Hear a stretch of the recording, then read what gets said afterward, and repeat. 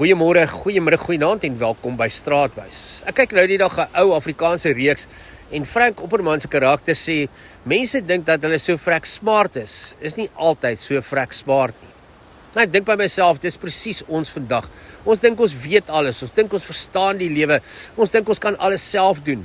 Ons sit met hierdie ego van ons wat altyd slim wil wees, altyd in beheer wil wees, altyd die eienaar wil wees van ons eie boom van goed en kwaad en ook van die mensdom rondom ons. En ek kyk na myself en ek kyk dan ook na die mense om my en ek sien 'n wêreld, mense se lewens wat uitmekaar uitval, seer, pyn, trauma, haat, oorlog. En dan sit ons en wonder, hoekom is die wêreld so lelik met ons? Hoekom voel ons altyd asof ons die slagoffer is? Ons wil almal tog net gelukkig wees. Ons wil almal 'n lewe hê wat sin maak. Maar ons soek dit op ons terme. Ons eie ego se term wat sê op my manier en jy wil hê dit moet op jou manier werk. Maar vandag gaan ek nie met jou oor die ego praat soos ek altyd doen nie, maar vir jou iets wys van die ego wat ek wil hê wat jy moet raak sien. Want jy moet verstaan, die ego is nie op sy eie die vyand nie. Die ego wil ook in sy essensie ook net geluk hê vir jou hê. Wil ook sin hê in jou lewe. En ek sê altyd, daar's niks fout met die ego nie. Die probleem is net as hy dink hy moet in beheer wees.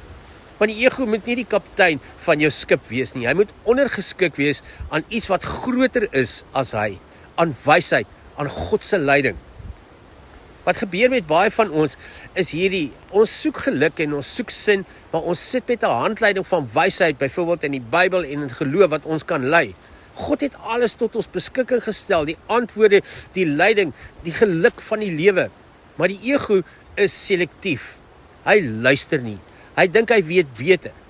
Van die begin van die storie van Adam en Eva sien ons dit, waar daar staan, van al die bome kan julle eet, maar nie van hierdie een nie. Niks moeiliks nie, reg? God sê dit net reguit. Jy hoef nie daaroor te wonder of te filosofeer nie. Dis reguit en hoorbaar. Maar die ego wil nie luister nie. Hy wil beheer hê. Hy dink hy is die eienaar van die boom van goed en kwaad. En hoekom word hy daarvan weerhou?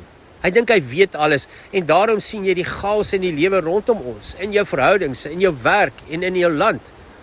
Die wêreld is soos dit is omdat almal se egos probeer wen.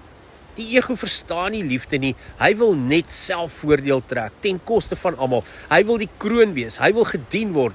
Hy dink altyd dis iemand anders se fout. Die wêreld het dit in vir my, sê die ego.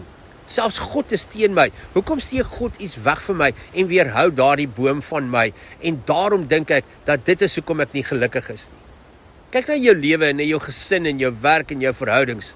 Daar is chaos oral, wanorde en dan wonder ons hoekom die wêreld so boos is met ons. Nou kom ek gee vir jou 'n voorbeeld. Dis soos daai ou oom wat 'n boer is wat in Pretoria inry en in die verkeerde rigting in Pretoria straat se een rigting opry.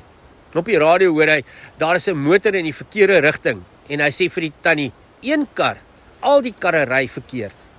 Dis presies hoe ons leef. Ons sien die splinters, maar nie die balk in ons eie oog nie. As die Bybel praat van die balk en die splinter, praat dit nie net van oordeel nie. Dis oor jou ego. Jy kan nie van die wêreld verwag om dinge te wees wat jy nie self eers doen nie. Jy kan nie van jou vrou verwag om jou eerste te stel as jy dit nie self doen nie. Jy kan nie respek verwag by jou kollegas as jy self nie eers respekteer nie. Jy kan nie liefde vra as jy self nie bereid is om eers dit te gee sonder enige waarborge nie. Jy kan nie kwaad word vir die rooi berette oor hulle haat as jy dieselfde haat in jou dra, net in 'n ander rigting nie. Jou toolbox is vol gelaai met geloof en met leiding en met wysheid van God. Alles is daar om 'n sinvolle en 'n gelukkige lewe te leef. Maar eers moet jy die balk van jou eie ego oorwin. Dit is nie die wêreld se skuld nie. Dis nie jou buurman se skuld nie. Dis nie jou regering se skuld nie. Dis jou eie ego wat jou keer, wat jou laat twyfel, wat jou laat soek op die verkeerde plekke. Die vlees en bloed van mense is nie jou grootste stryd nie. Die boosheid van jou eie ego, dit is jou stryd. Want waar het jou ego, en dis die ander vraag, waar het jou ego jou gebring op hierdie stadium in jou lewe? Dieselfde chaos sien jy vir miljoene jare en duisende jare later steeds wat daarvan gepraat word in daardie eerste verhaal. En waar mense die wysheid van God volg, sien jy 'n ander uitslag as waar die ego in beheer is.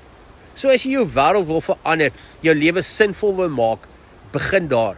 begin by jou eie ego. Maak dit ondergeskik aan God se leiding en onthou, jy kan nie van iemand anders verwag om iets te doen wat jy nie eers self bereid is om te doen nie.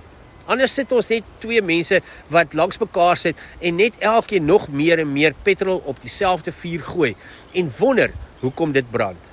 Want jy kan nie vuur met vuur beveg nie. Ek hoop jy het 'n wonderlike dag en tot ons weer saam stap, mooi loop.